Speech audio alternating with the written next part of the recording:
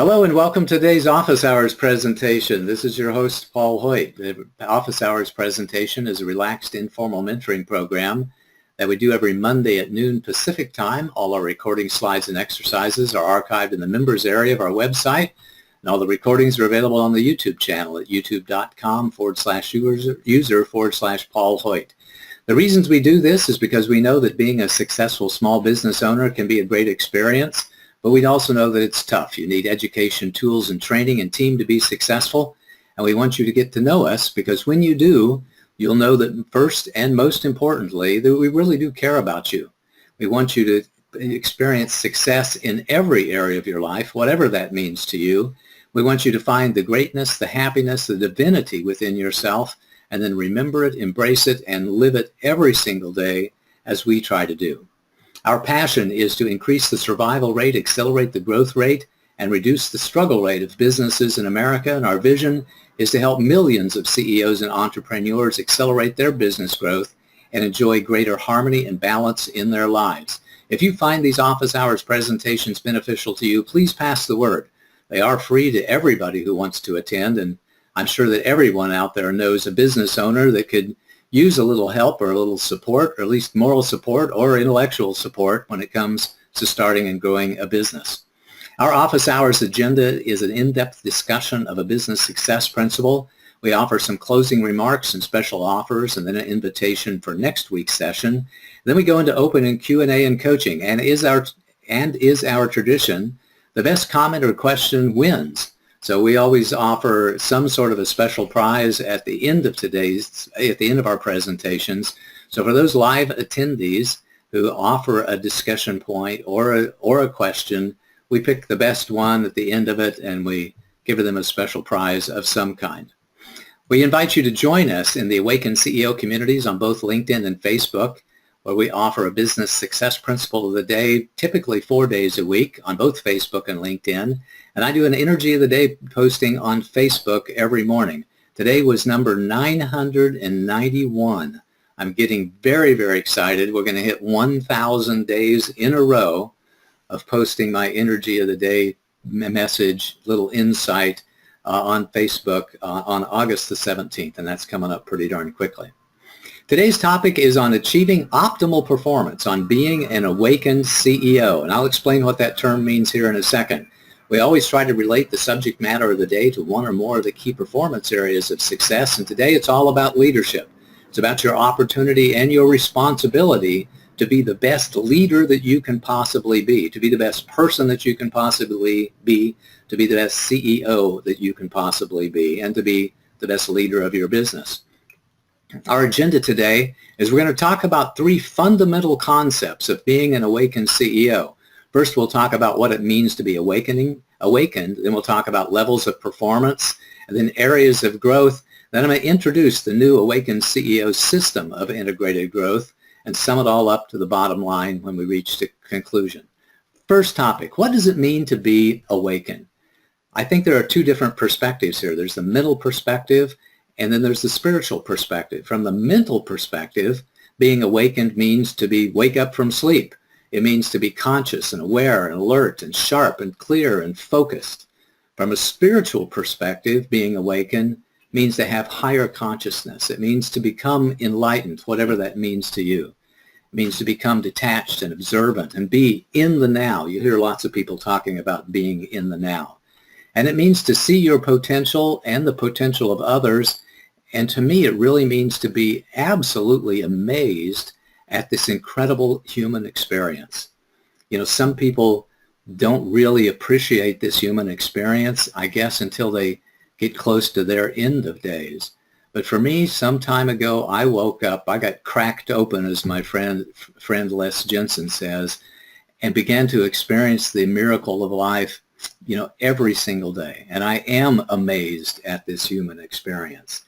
I think self-actualization for each one of us is the goal. It's to be whoever we can possibly be, to reach our potential.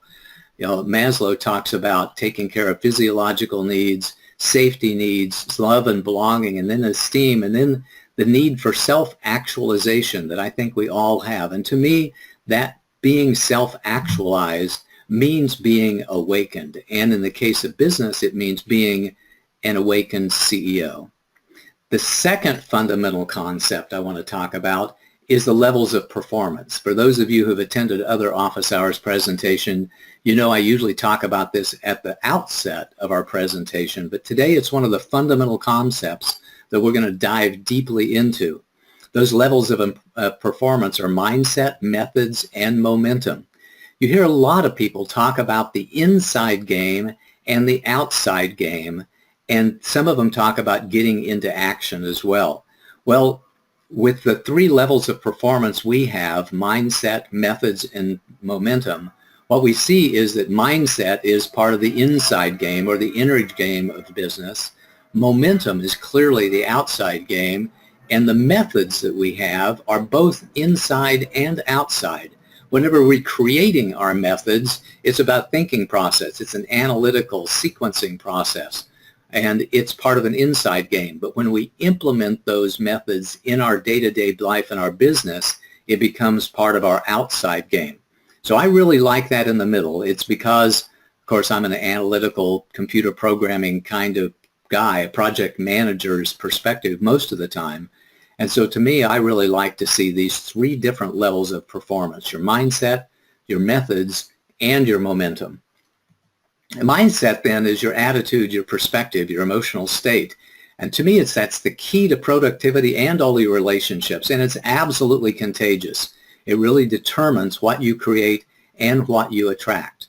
Your methods then are your plans, processes, and your procedures. It's how you do your work, how you work together with other people, and following the methods then determines your productivity, your efficiency, your rate of growth, the quality of the work that you do, etc.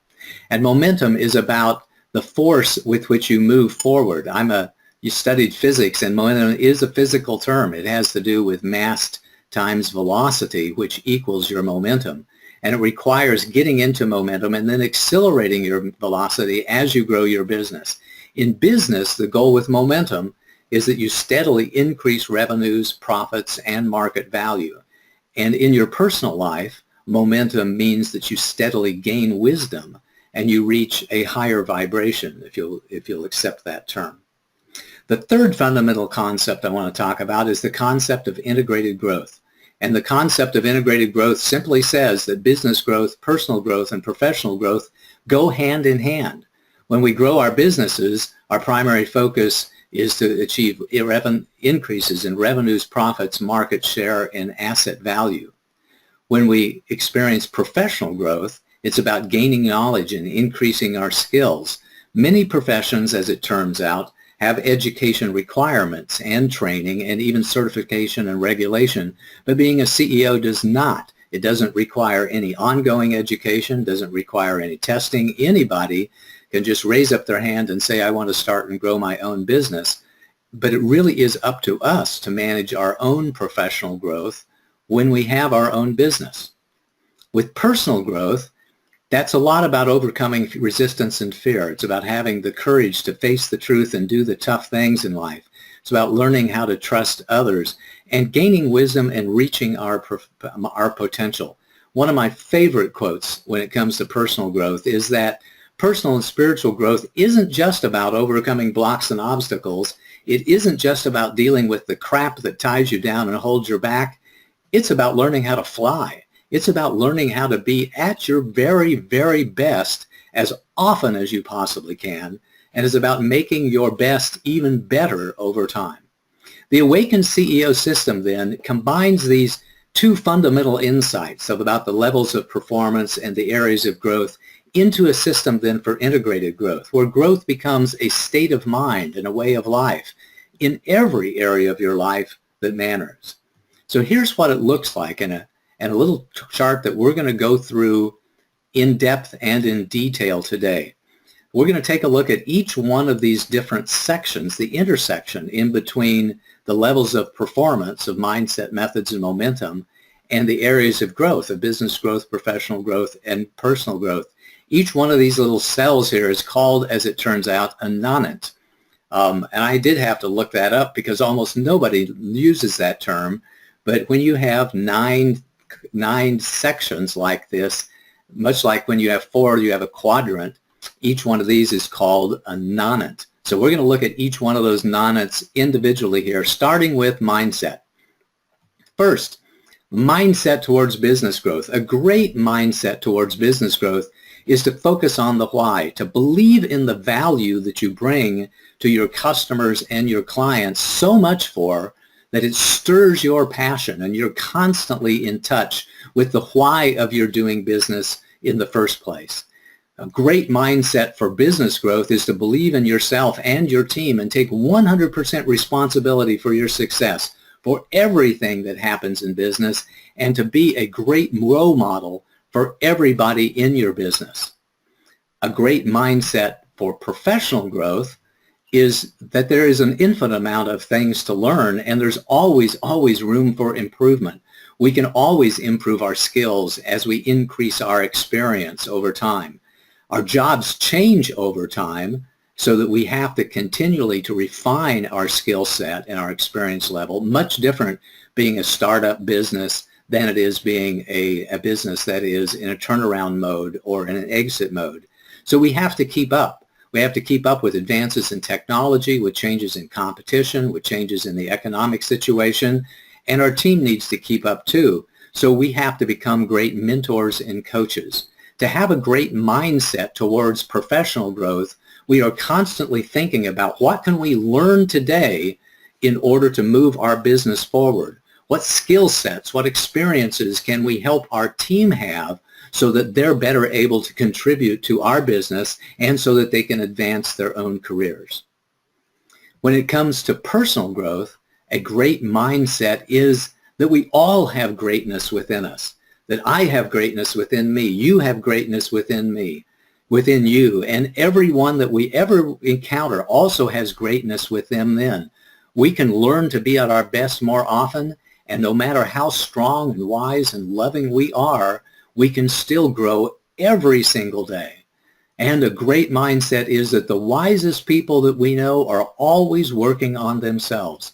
They're always sharpening their saw, not only professionally in the context of learning new skills and experience levels for business, but in personal relationships, in personal wisdom, and in personal mental, spiritual, emotional health as well. So when we go to implement these mindsets in our business, we talk about the next level of performance. So that is the methods. So with methods, as we mentioned earlier, methods are all about the inside game when we're creating our methods and about the outside game whenever we're following our methods. For business growth, there are a lot of methods that we can use for business growth. We have several of them that are proprietary to us here at the Hoyt Management Group: the Business Foundation Profile, the Awaken CEO Growth Process, and the 90-Day Growth Plan. And we certainly encourage people to implement their own challenge management systems or conflict resolution systems, and a variety of business processes and procedures in your business. Here's 3 methods that I want to share with you today, just so you'll kind of get grounded in the concept of methods for business growth. The first one is the Business Foundation Profile that I introduced in my book in 2004 called the Foundation Factor. And this is in essence a gap analysis. A gap analysis is a classic consulting tool that we use to figure out where our weak areas are and where our strong areas are, so that we can leverage our strengths and that we can shore up our weaknesses. Every consultant that you talk to or bring into your business will have some level of gap analysis, and the one that we choose to use is the Business Foundation Profile. We also have a method for planning and then achieving your business growth goals. And we call ours the Awaken CEO Growth Process. It's a 5-step process where you start out defining the vision and getting very clear on the purpose and the why of the vision of the business and what you want to accomplish. We do the status, understanding the status with the Business Foundation Profile, create the plan to get from where we are to where we want to be, gather the resources necessary to execute that plan and implement those changes in our business, and then we go into execution mode. That's the Awaken CEO Growth Process that I've talked about a lot on previous presentations. And my favorite method, my favorite tool for enacting business growth is the 90-day growth plan, where we define the top 3 to 5 goals of a business and then figure out exactly what we're going to do in month 1, month 2, and month 3 in order to accomplish those goals in our business so that we can move forward in our business with great focus and great attention on those top 3 to 5 goals. When it comes to professional growth, there's a whole another set of methods that apply. You can establish goals for achieving particular levels of skill set. You can cross-train the people at your business so that they can have professional growth in areas that they currently don't have expertise in. You can attend workshops and conferences. You can engage with degree and certification programs. You can read. Read is a primary way of achieving professional growth. So that can be a great method for you, is to focus on reading. I know people that read a business book every single week. Some people do it every month. Some people do it, periodically. But I'm a big fan of reading the tremendous, great knowledge that comes out in book form every day. And of course, these office hours presentations. So as I mentioned, before we started the recording, this is office hours number 129, but probably 100 different 30 to 35 minute presentations followed by questions and answers, typically relative to those presentations, that you have the advantage to take, you have the opportunity to take advantage of. I know for me personally, doing these office hours presentations has been a big part of my own professional growth, because I go and learn things, I read these books, and then I report on them to you. I present them to you. So I am, 3 years after starting this, far more knowledgeable, far more experienced, far more of a capable business consultant than I was 3 years ago and that I was 15 years ago whenever I started this journey of being a business consultant. But we also have methods in the other nonet on the methods one, and that is personal growth. So personal growth, the most important thing is daily practice. We're going to talk a little bit more about that a little bit later in the program. And you can also focus on work-life balance. I have a friend who recommends a time allocation model that sets aside a particular amount of time every day for personal growth and business growth to make sure that we don't forget that. It becomes part of our daily practice. We can engage coaches and mentors. We can engage small group coaching and small little communities to help brainstorm and mastermind the ways in which we can accelerate our personal growth. And we can join communities, spiritual communities, personal growth communities of one kind or another. We can even go to retreats and intensive. We can go to, a silent retreat. I've seen people talk to people who've gone to those. I haven't done any of those myself, but I have gone to other retreats and intensive that are purely designed to help us grow in wisdom and grow in, emotional and spiritual strength. So there's lots of different methods that you can employ in your life today to focus on personal growth. And now let's talk a little bit about momentum. Momentum to me is by far the most important thing. If you've seen some of my presentations before, you know that I'm a firm believer that execution is 95% of success. As much as I love to help people brainstorm and envision the business they're creating for themselves, as much as I love to help people create great plans for their business, the most important thing is actually executing those plans. And to me, that's all about getting into action and accelerating our velocity so that we gain momentum. With our business growth, gaining momentum is about creating our initial plans for our business and then focusing on those plans every single week, focusing on those 90-day growth plans that we talked about in the methods area, and having team meetings as required. For you, you may only have to have team meetings once every week or so. In some businesses, you need to have team meetings every single day to make sure that people are on the right page and they're aligned in their actions and attitudes, and they're encouraging each other and giving each other support in order to move forward and achieve your goals. I've even worked in some businesses where we had team meetings, every shift change, or in some cases, in a crisis mode, we had team meetings every single hour, a 5-minute check-in every hour to make sure that we were helping each other and as much as we possibly could. And I'm also a big believer in annual planning and quarterly replanning meetings. That's the way that we achieve momentum and build momentum in our business over time. And it always helps to include a little gamification in that process to make sure that you're including incentives and rewards into your plans so that people will do what you want them to do because you're incentivizing them to do exactly what you want them to do. When it comes to professional growth, we achieve momentum, increase momentum by having goals for learning and skill achievement. We can have study groups, we can have reports and presentations, we can encourage somebody to go out and study a specific subject and then come back and do a presentation to our group. And like with the business goals or business momentum, we can also gamify with rewards and incentives for professional growth. You can give somebody a raise whenever they complete a particular training program. You can give somebody a bonus whenever they complete a degree program. There's lots and lots of things that you can do for yourself and for the members of your team to gain momentum in the area of professional growth. And last but not least, we want to gain momentum in the area of personal growth. And that is about daily practice. And for me, it's about weekly coaching.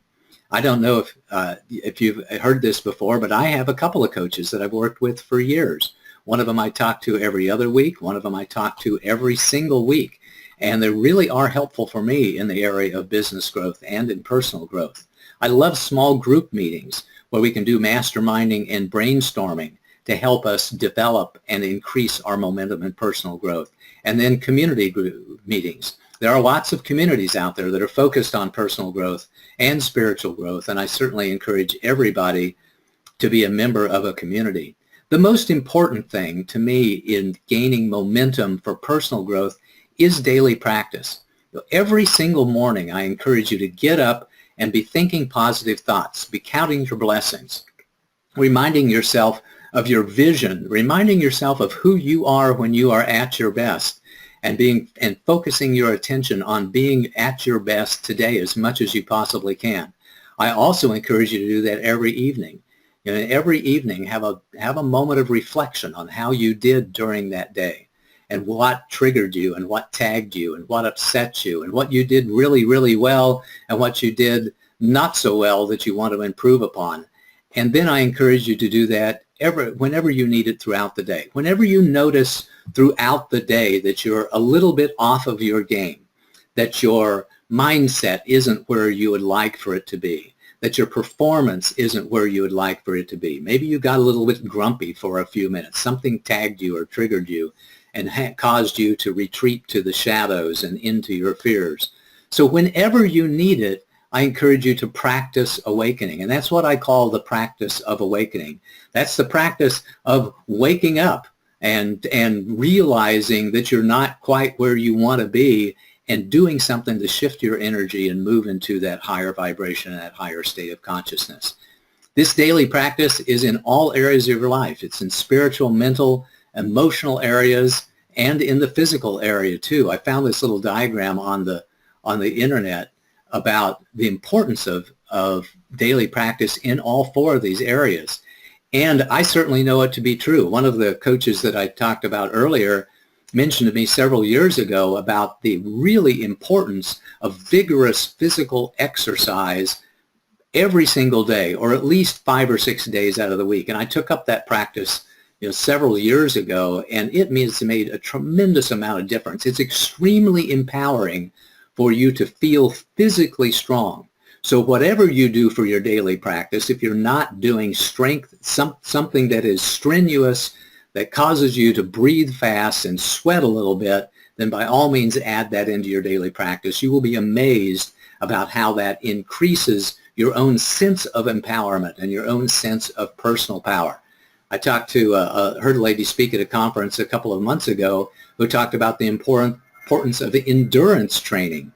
And she really encourages everybody to run a half marathon or a marathon as part of their business growth objectives. That's right.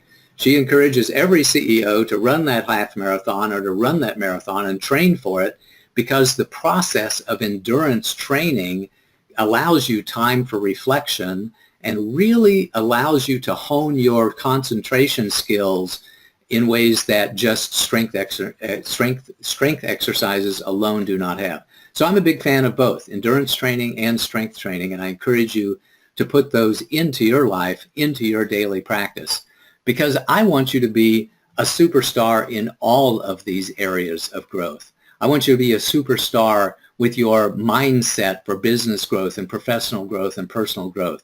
I want you to be a superstar with your methods for business growth, professional growth, and personal growth. And I want you to be a superstar when it comes to increasing your momentum in business and in your professional growth and in your personal growth. You have a tremendous opportunity. The opportunity is to be at your best more often and make your best even better. It's to have more personal power, greater productivity, and enjoy better results in every area of your life and achieve work-life balance in every area that matters to you, spiritual, mental, emotional, and physical health. Because when you do that, you will gain the favorable attention of others. That's a favorite saying of mine that comes from Think and Grow Rich, that when we step into our incredible positive energy, when we increase the best that we are, when we have a higher vibration, when we operate as a truly awakened CEO, we gain the favorable attention of others. They want to be around us. They want to see us succeed because they want more of our energy in their lives. And this is awesome, also an awesome responsibility. To be a great role model and to use the influence that you have wisely is a tremendous responsibility. And I see another responsibility, and that is supporting the planet for generations to come. Let's talk about being a great role model for a second. People emulate the powerful people in their lives. We want to be around powerful people. We will do what they do to emulate them, to gain the favor of them, so that we can gain their approval and their favors. People emulate those who are in authority, and you are both, as the CEO, to many, many people. You're both an authority figure, and you have and you have tremendous power in the context of your business. So you are a role model, whether you like it or not. You are a role model, and that brings across an incredible responsibility. Every second of the day, when you are engaging with your clients and your customers and your teammates and your partners and your investors and anybody else, you have implied strength to them. So you have the opportunity and the responsibility of being a great role model. You also have the opportunity and the responsibility to impact this planet for years, for generations to come. And my favorite way of relating that is to talk about the quadruple bottom line. I know that many of you have heard about the triple bottom line, which is people, planet, and profits. But there's also another element to that, and that is your presence. To me, this is the quadruple bottom line, that we focus on understanding the opportunity that we have and the responsibility that we have to be a positive life force in every area of growth and in every area of our business. With the people that we interact with the planet, we take responsibility for having ecologically sound practices. We take care to have profits so that we can grow our business and so that we can share those profits with our investors and we can use those profits to grow. And we take responsibility for our personal presence, knowing that whoever we are, the energy that we have at any particular moment is having an impact on everybody who comes into contact with us. If we are positive, we are giving them positive energy. If we are negative and critical and judgmental, we are encouraging them to be fearful and angry as well. So I encourage you to take on that responsibility, not only for today, but for tomorrow and for generations to come.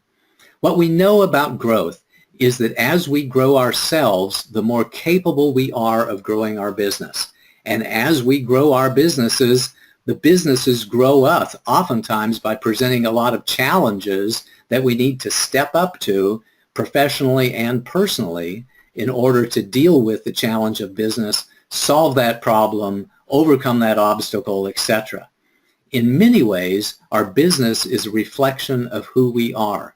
So as we grow in capability, as we grow in strength, as we go in positivity, our businesses will grow as well. Here's the bottom line. You have the opportunity and the responsibility to be as awakened as you can possibly be, to enjoy as much tremendous positive energy in your life as you can possibly imagine, and help other people to do the same. Your personal and professional growth contributes incredibly to your business growth. And we encourage you, as always, to get coaching and mentoring to accelerate your progress in your business, in your personal life, and in your professional life. That's been our agenda for today. We talked about the fundamental concepts of being awakened, about the levels of performance and areas of growth, and then we introduced some new advances in the Awakened CEO system of integrated growth and summed it all up to the bottom line. So here's your homework and your exercise. Do an honest assessment. Discover your gaps and then take steps to close those gaps over time. Focus on taking your daily practice to the next level. Be open to those awakened conversations whenever they happen in your business, and be open to learning the lesson that's inherent with every challenge. You know, one of the attitudes that I really like, a mindset towards personal growth that I really like, is that the challenges we have in life don't happen to us, they happen for us. They give us the opportunity to gain in wisdom and gain in strength while they are teaching us the things that they have to teach us. And I invite you to play, as part of your homework and part of your exercises, I invite you to play the awakening game as I do every day. And that is finding ways to be at your highest vibration every second of every day through frequent self-assessments and focused attention on shifting your energy, raising your vibration, stepping into your greatness, helping others step into their greatness so that you can be a star in every single area of business. If you found this presentation to be helpful to you, there are several other ones that you might consider taking a look at. Presentation office hours number 47 on the future of management, 91 on emotional intelligence, 103 on how to be a great leader, 119 on conscious business leadership, and one just a few weeks ago on leading change, which is a great book on change management. We're going to jump into open Q&A and coaching in just a minute, where we'll entertain comments and questions on the topic of the day and then any other issues that you might have. I encourage you to tell me what your biggest takeaways are from the presentation and what insights that you may have gained, and tell us what you're going to focus on.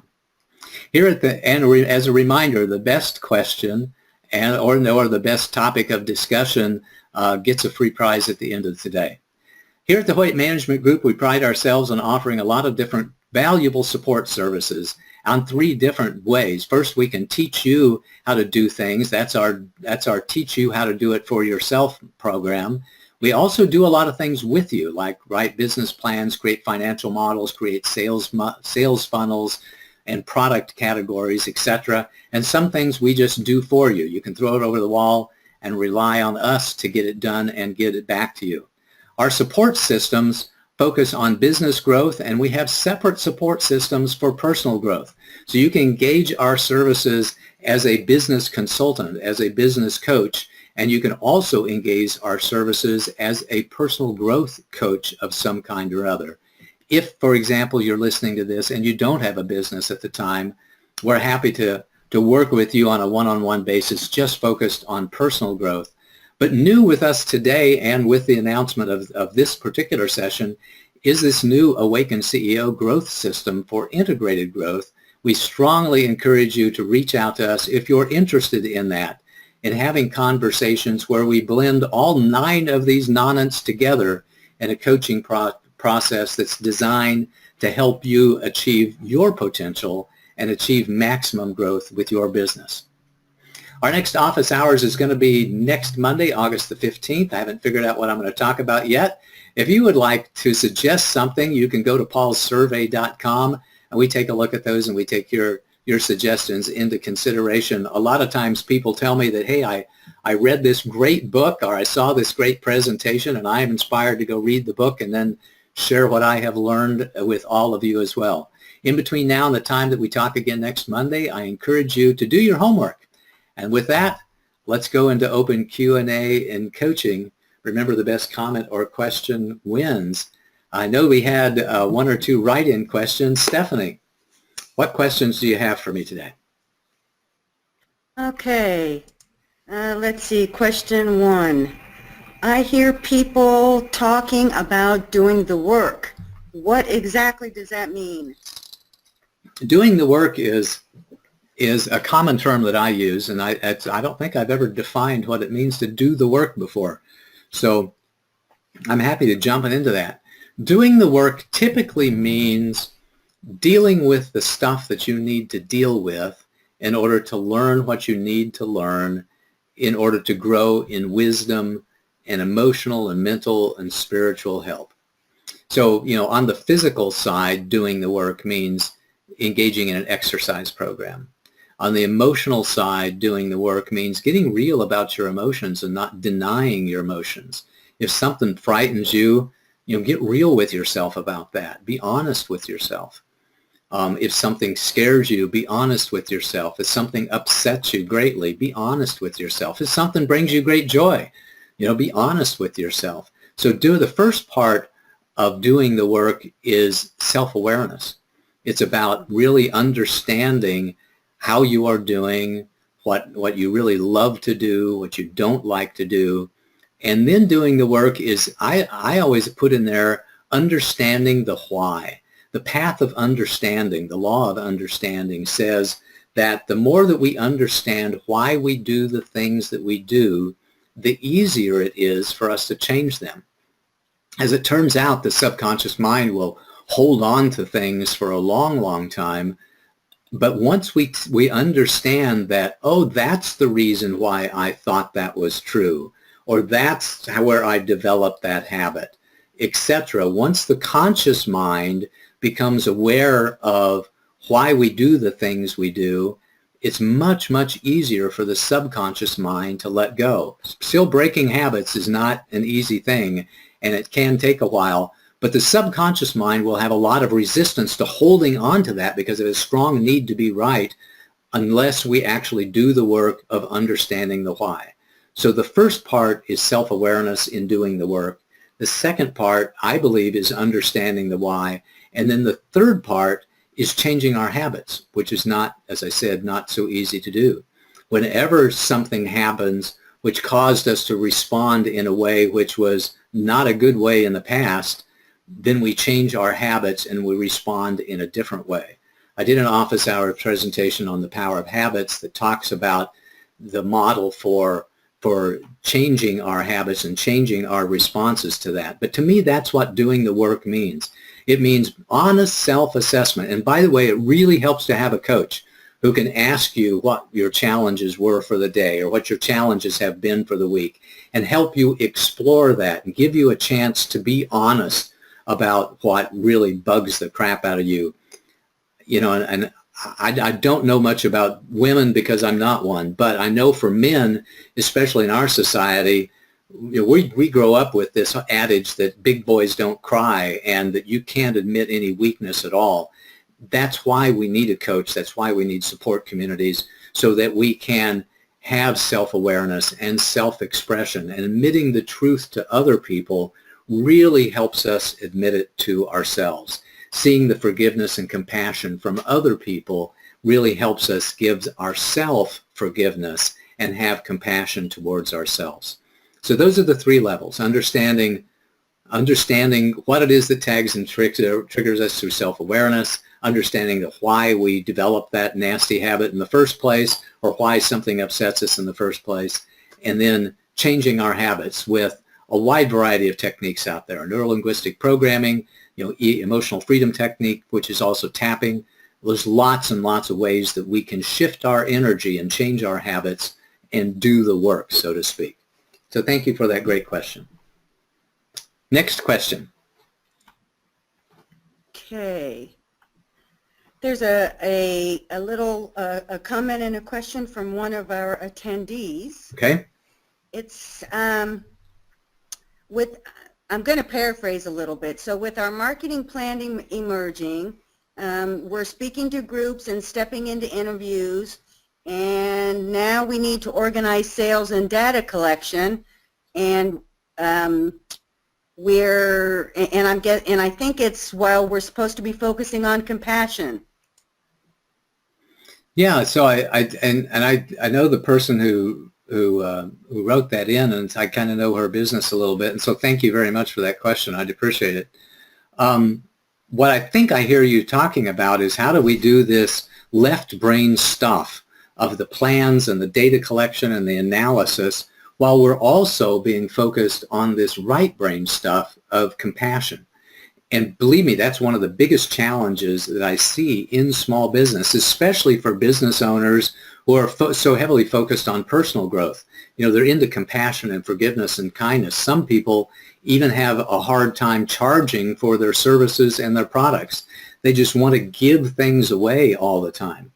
And as it turns out, when we study emotional intelligence, this intuitive, creative, emotional, compassionate side of our brain is almost mutually exclusive with the left-hand side of the brain, that when they do MRI studies of people, they find that the intuitive creative process and the analytical organizational process are almost mutually exclusive. It takes a well-balanced brain to be able to do both at the same time. And you may find that with 98, 99% of all the people out there, that it's difficult for you to do both at the same time. But as CEOs of our own business, especially when we're in a service business and we're helping other people, we need to be able to do both of them. If we can't do them both at the same time, then say to yourself that, okay, I'm going to go into analytical mode here for a few minutes and do this work, and then I'm going to step back into my compassionate, nurturing, loving mode. If you can't do them both at the same time. But I encourage you to do them as much as possible. Stay in that higher vibration, in that sense of love, in that sense of compassion and tenderness and forgiveness while you're focusing on the data collection, while you're asking those questions about revenues and profits and all of that left brain kind of stuff. But if you're having a challenge, then welcome to the human race, because 95% of people out there are not able to do both of those at the same time. To do the emotional, creative, intuitive visioning process and the analytical, organizational, planning, and sequencing process at the same time. I'm not sure if that answered your question, but I hope that that was helpful to you. If you can't do them both at the same time, then think about switching contexts or switching focus. Now I'm going to be my analytical self. Now I'm going to be my kind, nurturing, loving self as much as possible, because I know you have to do both of them in order to be successful in business. Next. I hope that was helpful. Next question. Okay. There is a question here from one of our clients. Okay. How long should I wait to go revisit a famous person's mother to whom I pitched my product? She loves the product and got it, and she got the whole message in by the third sentence, and we hung out for 4.5 hours. How and when should I follow up with her? That is a great question, and I'm going to try to answer that question in the context of this Awaken CEO growth system. So from a business point of view, the mindset that we really want to have here is that we bring incredible value to our clients and customers. So if this person, is a potential client or customer, and I think that they are in this situation, get yourself in a very positive frame of mind to understand the value that you're bringing to them, or the potential value that you're bringing to them. So you're not an interruption. You're not a nuisance. You are somebody that's going to help them achieve what they want to achieve through a business alliance with you or through your products and services. The method of following up, by the way, when it comes to this, to come to following up, is it's really nice to have a script for following up. One of Stephanie and I's favorite sales trainers, Eric Lofholm, teaches the process of following up. The first step is that we want to reestablish trust and rapport, oftentimes by a little chit-chat and then reminding them of, hey, when we talked the last time, you expressed tremendous interest in this program. You thought that it would really help you out in this way. So you remember that? Have you been thinking about that? Do you still feel that in some way? And get them back into the conversation through a follow-up script. And then it's a matter of momentum in your business. And that means picking up the phone and giving them a call. I think the question was, when should we give them a call back? And I think it's whenever you feel like it's time to do that, whenever you are intuitively guided to do that. We don't want to do it, 5 times a day. We may not want to do it every single day. Give them a little bit of patience about doing the things that they had suggested they were doing, especially if they said something like, I'm going to read a book or I'm going to do something else. You need to give them a little bit of time before you check in with them to see how they're coming on this particular thing that they had committed to do before you get back to it. And that really varies a lot on the nature of the interaction. The best thing, by the way, in the future that you can possibly do is before you come to completion with somebody in a conversation, always ask the question of, when would you like for me to follow up with you? That is one of the best questions that a salesperson can ever ask at the end of a conversation with a client or a prospect, is to set that next meeting. To set that next meeting increases the momentum in your business, and it's an extremely powerful thing to do. So the next time that you talk to them, make sure at the end of that conversation that you ask that question, when and how would you like for me to follow up with you, so that there's no question about when you pick up the phone and give them a call or when you send them an email. So we talked a little bit about mindset, methods, and momentum when it comes to this particular business problem or big business opportunity. And I think that's a pretty good example of how those levels of performance are really going to be helpful to us. And a little bit of a segue there, into the professional growth area, we talked about learning a little bit more of a technique for doing those follow-ups and a little bit more of a technique for ending those sales conversations in a way that helps you. So you've just gotten a little bit of insight for professional growth in the area of sales. And in personal growth, you may find that you have some fear or resistance to picking up the phone because you don't want to bug somebody and you're concerned about what they might think or feel about you whenever you do. So we overcome that fear. We overcome that by resistance, by reminding ourselves why we are doing what we are doing in the first place, and by reminding ourselves of the value that we are bringing to our clients and our customers. And whenever we remind ourselves of that, it allows us to step back into our passion and have greater courage, boldness, bravery, and daring in our lives, and pick up the phone and make that call when you feel that it's the right time to make that call. Great question. I really appreciate that. Stephanie, next question. All righty. Got another comment here. Mm-hmm. I'm left brain and creative intuitive, and does my full data collection system need to be fully electronically organized prior to all speaking engagements? That's a good question.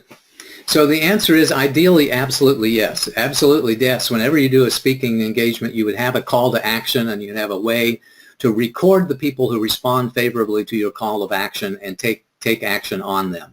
You can send them to a landing page on a website. You can have them fill out a sign-up sheet at the back. You can have them run to the back of the room and give them the credit card to buy the order. But I strongly encourage for you, with every speaking engagement, every networking opportunity that you have, to have a call to action at the end of that so that people know how they can continue to engage with you, so they can learn more about your system, so that they can support you, so that they can buy your stuff, etc. And yes, it is really important to think that through and have that data collection system at the end of that so that you don't let all of those leads and all of that favorable attention fall on the floor. So I think I understood the question, and that's my response. Yes, before every speaking engagement, have a call to action and have a systems in place, the methods in place in order to do that. So Again, going back to our mindset methods and momentum framework, the mindset is that I need to be and see great advantage in being fully prepared.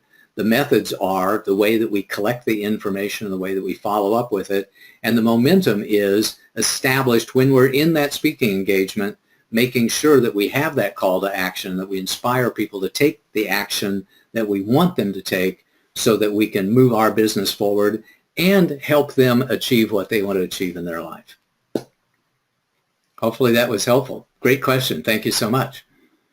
Next question, Steffi. Do we have any? Next one.